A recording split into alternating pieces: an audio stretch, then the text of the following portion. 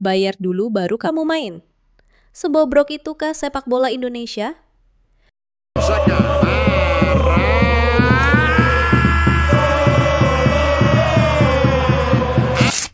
Bayangkan, kamu pemain muda yang kerja keras tiap hari, disiplin latihan, selalu kasih 100% di lapangan.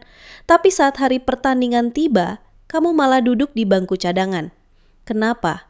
Karena kamu nggak bayar jatah main ke pelatih dan direktur klub. Yes, sepak bola kita sudah separah itu. Inilah sisi gelap sepak bola Indonesia yang jarang dibongkar. Di video kali ini, kita akan buka-bukaan soal jual beli line up, permainan kotor di balik layar klub, dan bagaimana para mafia sepak bola menghancurkan harapan pemain muda kita. Sepak bola itu sederhana. Bola bundar, 2 gawang, dan 11 lawan 11. Tapi di balik kesederhanaannya ada jutaan mimpi yang tumbuh. Mimpi seorang anak kecil yang tiap hari menendang bola plastik di gang sempit. Mimpi seorang remaja yang berangkat latihan naik sepeda puluhan kilometer. Mimpi seorang ibu yang rela menjahit sepatu bolong anaknya karena nggak mampu beli yang baru. Dan ketika mimpi itu mulai mendekati kenyataan, ketika si anak berhasil masuk akademi, dipanggil ke tim utama, dan mulai dilirik pelatih, tiba-tiba semuanya runtuh. Kenapa? Karena ternyata mimpi itu harus dibayar, harus disetor, harus disuap. Bayangkan, kamu adalah pemain muda, 19 tahun, kerja keras tiap hari. Datang paling awal, pulang paling akhir. Selalu jadi yang terbaik di latihan. Tapi minggu demi minggu, kamu gak pernah masuk line up. Bukan karena kamu kurang bagus, tapi karena kamu gak setor duit ke pelatih atau direktur klub. Pemain yang masuk ke line up bukan yang paling siap, tapi yang paling rajin transfer. Uang bicara, mental dirusak, moral tim hancur. Dan yang paling parah, mimpi kamu yang sudah kamu perjuangkan sejak kecil dibunuh begitu saja. Ini bukan dongeng. Ini bukan cerita dari luar negeri. Ini nyata. Ini terjadi di klub Indonesia, bahkan di klub yang musim lalu bersaing di papan atas. Klub yang punya fanbase besar, stadion megah, dan branding profesional. Tapi di balik kemewahan itu, ada kebusukan yang disembunyikan rapat-rapat. Sebuah klub yang tadinya disanjung karena gaya bermain atraktif, kini disorot karena performa anjlok. Tapi sayangnya, yang disalahkan justru pemain. Dibilang kurang semangat, dibilang kurang padu. Padahal kenyataannya, mereka hanya korban dari sistem rusak yang tak terlihat oleh mata penonton. Mimpi yang seharusnya dirawat oleh klub, justru diperjualbelikan. Anak-anak muda yang mengorbankan masa remajanya untuk latihan setiap hari hanya diberi satu pilihan, bayar atau minggir. Dan yang bikin tabah miris, orang tua pemain juga akhirnya ikut terjebak. Demi melihat anaknya tampil, mereka rela menjual motor, gadaikan sawah, bahkan pinjam uang ke rentenir hanya untuk menit bermain. Sesuatu yang seharusnya diberikan berdasarkan kualitas, sekarang hanya bisa dibeli dengan uang. Apa kita masih bisa bilang ini sepak bola profesional? Atau jangan-jangan ini cuma bisnis keluarga yang dipoles jadi klub bola? Dan lebih ironis lagi, ketika ada pemain asing datang, langsung diberi jatah starter, dikawal fasilitas, bahkan dipuji-puji media. Sementara anak negeri sendiri harus antre setor uang dulu baru dapat kesempatan.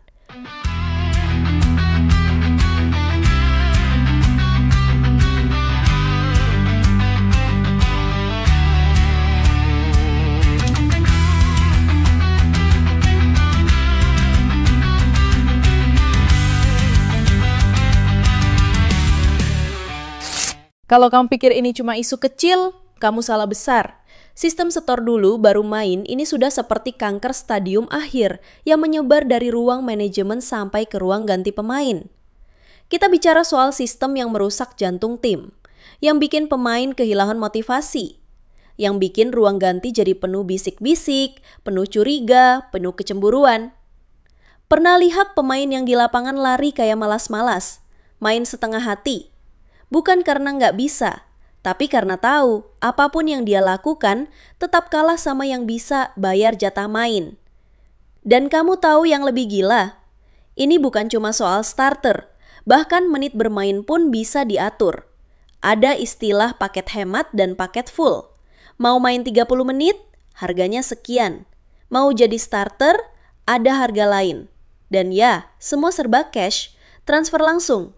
Bahkan ada yang disuruh setor ke rekening pribadi.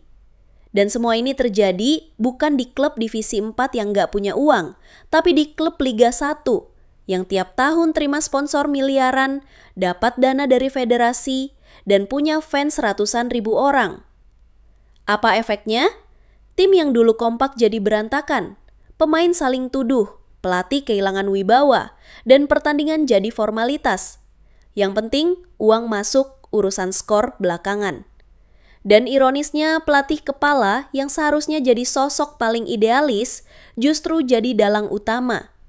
Mereka pura-pura bicara soal taktik, soal kebutuhan tim, padahal yang mereka pikirkan cuma berapa yang masuk ke dompetnya minggu ini. Dan jangan salah, direktur klub pun ikut main. Mereka bukan sekedar penonton, mereka pengatur arus. Kadang merekalah yang menyodorkan nama ke pelatih. Tolong kasih dia main, orangnya udah bantu kita. Bantu apa? Bantu transfer tentu saja. Pemain yang semestinya dicadangkan karena performa buruk, justru terus diberi menit bermain. Yang kerja keras setiap hari, terus disisihkan. Yang bisa bawa tim naik level, disuruh sabar atau malah disingkirkan. Inilah wajah asli dari sistem setor main. Sistem yang membunuh meritokrasi. Sistem yang bilang ke pemain, kami tidak peduli seberapa keras kamu bekerja. Kami hanya peduli seberapa tebal dompetmu. Dan kita bertanya-tanya, kenapa klub ini performanya hancur? Kenapa dari yang sempat bersaing di puncak, sekarang terbenam di dasar klasemen? Jawabannya jelas, karena yang mereka pertahankan bukan kualitas, tapi kuota setor. Inilah potret kelam klub-klub kita, yang seharusnya jadi tempat bertumbuh, jadi tempat yang menjual masa depan pemain seperti dagangan di pasar gelap, tanpa rasa malu.